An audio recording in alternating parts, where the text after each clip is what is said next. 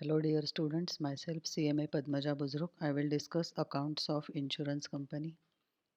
Go to study note number 4, accounts of banking, electricity and insurance companies. I will discuss accounts of insurance companies. I will be discussing general insurance business. General insurance consists of fire, marine, accident insurance, etc. Every general insurance company must prepare their accounts separately for each type of insurance.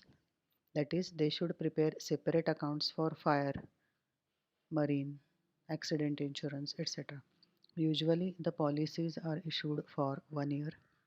It must be remembered that liabilities of the insurer will arise when the insured suffers any loss due to fire, accident, etc. That means liability of the insurance company will arise only when the person who has taken insurance policy suffers any loss due to fire accident.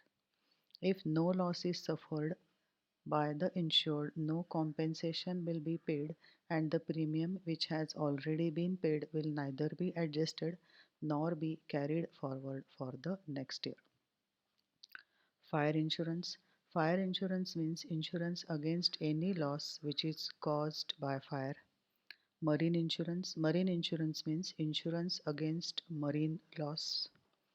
Accidental insurance. Accidental insurance is a contract by which the insurer promises to pay a certain sum of money to the insured in case of injury by accident and to the dependents of the insured in case of death by accident.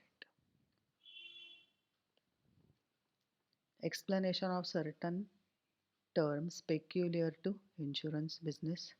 Claims. The business of an insurance company is to cover the risk of the insured for a consideration called premium. If the risk falls on insured, then he makes a claim on the insurance company. This is the first item which appears on the debit side of revenue account. Claim is to be shown on debit side of revenue account as first item in case of general insurance. But in case of life insurance, first item to the debit side of revenue account is commission. Claim is shown after deducting the reinsurance claim and also after adjusting it in the light of information given in the problem.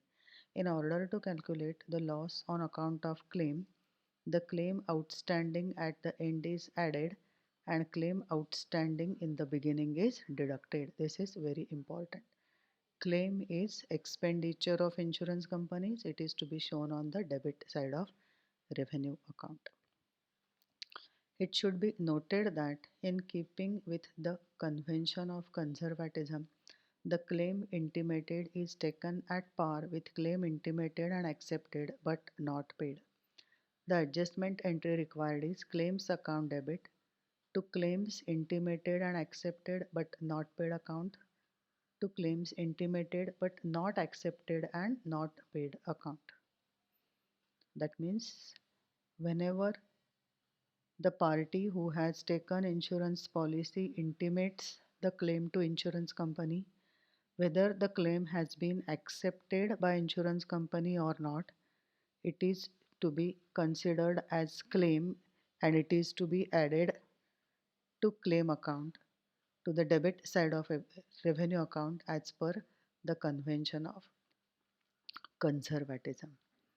At the starting of the next period, a reverse entry is passed so that when these claims intimated are paid, they may not influence the claim account of next year. However, if company rejects any claim, such amount should be transferred to insurance fund account and not to the claims account. Claims must include all expenses directly incurred in relation to assessment of claim. For example, expenses like survey fees, fees of police reports, legal fees, court expenses, and other similar charges should be included under the head claim. However, it should not include any establishment or administrative expenses except in so far they relate to any employee, exclusively employed or surveyor assessment of losses. So in claim, you are supposed to include all expenses directly related to the claim. For example, surveyor's fees, fees of police report, legal fees, court expenses. It should not include administrative and establishment expenses, but if they relate to claim, then it is to be included. Now we'll see illustration 23rd. From the following, you are required to calculate the loss on account of claim to be shown in the revenue account for the year ending 31st December 12. Claims intimated in 11, paid in 12, intimated in 12, paid in 13, intimated in 10, paid in 11, intimated in 10, paid in 12, intimated in 12, paid in 13, intimated in 12 and paid in 12. Claim on account of reinsurance was 25,000. Now you are supposed to find out the claim which will be shown in the revenue account for the year ending 31st December 12. First we'll find out the claims which are paid in the year 2012. Paid in 2012 15,000, paid in 2012 12,000, paid in 2012 1,02,000. Total claims paid in 2012 is 1,02,000 plus 12,000 plus 15,000, 1,29,000. Now, opening outstanding is to be deducted and closing outstanding is to be added. Claim was intimated in 11 and paid in 12. That means it was outstanding at the beginning of the year 2012. Claim was intimated in 10, paid in 12. That means it was outstanding at the beginning of 2012. So this is opening outstanding 15,000 and 12,000, it is to be deducted. But if you see intimated in 10 and paid in 11, that means it has already been paid in the year 2011. So it was not outstanding at the beginning of 2012. Intimated before 2012, which was paid in 2012 or after 2012. See, this paid in 2013 but it was intimated in 12. Paid in 2013 but it was intimated in 2012. So opening outstanding is only which was intimated before 2012 and which was paid in or after 2012. Opening outstanding is to be deducted. 15,000 plus 12,000 is 27,000. Now closing outstanding. Closing outstanding is intimated in 12, 2012 or before that, but which was not paid in 2012 but which was paid after 2012. Intimated in 12, paid in 2013, intimated in 12, paid in 2013. So this is 10,000 and 8,000 outstanding at the end. It is to be added 10 plus 8. So that means this was outstanding at the end. It was intimated in the year 2012 but which was not paid in the year 2012 but it was paid after 2012, that is in the year 2013. So net balance is 1,20,000 less reinsurance claim 25,000. It is to be assumed that this is reinsurance ceded, so 25,000 is to be deducted. Claim to be shown in revenue account is 95,000. Next important term is bonus in reduction of premium. In all the cases of general insurance, the policy is always taken for 1 year and it is to be renewed after the expiry of the policy. Whether the policy is renewed with the same company or a fresh policy is taken with some other company, it is standing practice that the company usually grants a reduction in premium at the prescribed rate if the insured has not made any claim. This rate of reduction increases every year for usually 3 years if the insured does not make any claim continuously year after year. This reduction is called bonus in reduction of premium. In fact, this reduction should be divided into two parts. First, the total premium without any reduction should be assumed to be received, and then the reduction granted should be assumed to be paid separately. Thus, total premium without reduction should be treated as income, and bonus which is subtracted should be treated as an expense. If net premium received is 126, bonus in reduction of premium is 14. Net premium received is nothing but the premium received after reduction of bonus is 126. The revenue account should credit. Revenue account on the credit side will show 140, that is 126 plus 14 as income, and on the debit side 14 as an expenditure. Next important term is reinsurance. Sometimes the insurer considers a particular risk too much for his capacity and may reinsure a part of the risk with some other insurer. Such an arrangement between two insurers is referred to as reinsurance. So this is nothing but contract or agreement between two insurance companies. In such a case, the first insurer cannot retain all the premium on the policy for himself. Depending on the share of risk undertaken by second insurer, proportionate premium must be ceded by first insurer. The insurance company which is transferring some of its business to another insurance company cannot retain all the premium because it is transferring the business risk. So premium also needs to be transferred, proportionate amount of premium. Likewise, if such policy matures, the claim will have to be shared by both the insurers in agreed ratio. So at the time of maturity of the policy, claim will be shared by both insurance companies in agreed ratio. These adjustments will have to be shown in the account of both the insurers. In the account of first insurer, amount of claim recovered from the second insurer has to be deducted from the total claim payable by him.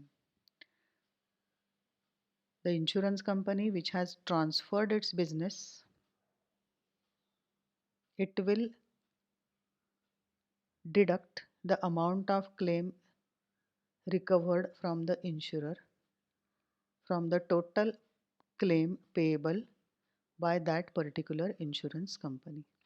Similarly, the premium ceded to the second insurer has to be deducted from the total premium received in the accounts of the second insurer. So just remember, in case of claims, commission and premium, you will get claims, commission and premium on reinsurance ceded and accepted. If it is ceded, it is to be deducted. If it is accepted, it is to be added. Commission on reinsurance ceded and accepted.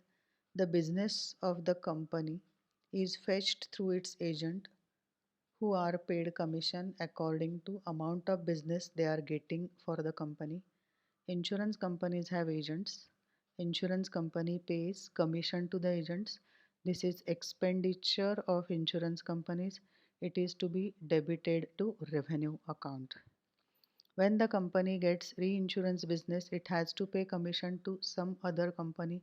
This commission is called commission on reinsurance accepted and is shown as an expense in the revenue account.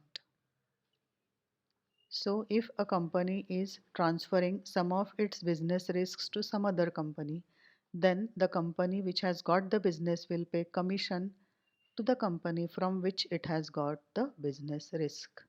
That is known as commission on reinsurance accepted. When a company passes on part of business to some other company, then this company which gives business gets commission from the company to whom such business is given. This commission is called commission on reinsurance ceded and it's a gain to the company surrendering the business. It appears on the credit side of revenue account. It can be deducted from commission paid. Reserve for unexpired risk. This is applicable in general insurance business only. This is in the nature of provision for claims that may arise in respect of policies which are subsisting, that is, continue to exist on the date of balance sheet. Such premium has already been received in respect of such policies. Provision must be made for the claims that may arise out of such policies. Insurance business is peculiar in that the premium is received in advance, but the risk can arise on any day. In general insurance, the policy is issued for a year, which means the risk is covered for a year. Chances of the risk covered occurring do not come down proportionately with the passage of time. For example, if on the balance sheet the date of unexpired period of a particular policy is 1 month, 11 months having expired, we cannot say that the risk on the policy is reduced to 1/12 of the total risk. Even on the last day of the policy, company's risk is as high as it was on the day the policy was issued. Therefore, insurance companies must provide for risk associated with such policies for which premium has been received and the policies are still in force. Thus, a large portion of premium collected must be kept in reserve for unexpired risk. Reserve for unexpired risk is very important. It is provision for unexpected losses. This is necessary for insurance company to make provision for these losses because insurance companies receives premium in advance and the risk can arise on any day. So provision is required to be made. Keeping in view the nature of the business, the Executive Committee of General Insurance Council has laid down that in case of marine insurance, the provision for unexpired risk should be 100% of the net premium, and in the case of other businesses like accident, fire, theft, etc., the provision to be 50% of net premium. So this is very important. Provision for unexpired risk for marine insurance should be 100% and for any other business it should be 50%.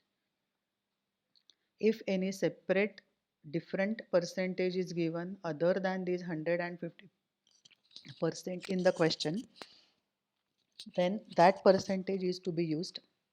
Otherwise, by default, you are supposed to consider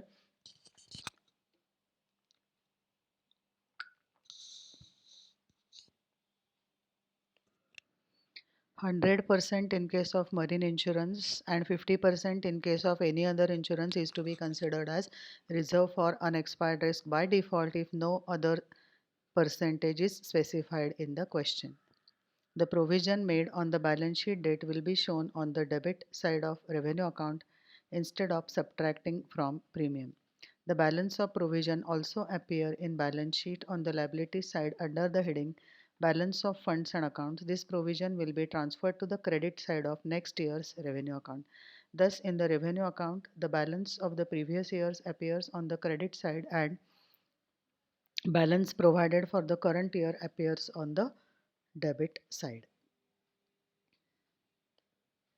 Additional reserve for unexpired risk. In a particular year, the management may feel that the percentage of premium recommended by General Insurance Council is not sufficient, that is 100% and 50% for marine and other, just now we have seen, to meet the unexpired risk. In such situation, they may provide additional reserve. Such additional reserve will also be debited to revenue account. The balance will be shown in the balance sheet as in the case of normal reserve and will be transferred to credit of next year's revenue account. If in the problem given there is no instruction regarding additional reserve, it means no such reserve is required. As the provision of additional reserve is the discretionary right of the management, it is not correct to carry forward such reserve even though there is no instruction about it in the problem. In this particular video, we have seen general insurance business, special terms used in general insurance business like claims, bonus in reduction of premium, reinsurance, reserve for unexpired risk, etc. Thank you.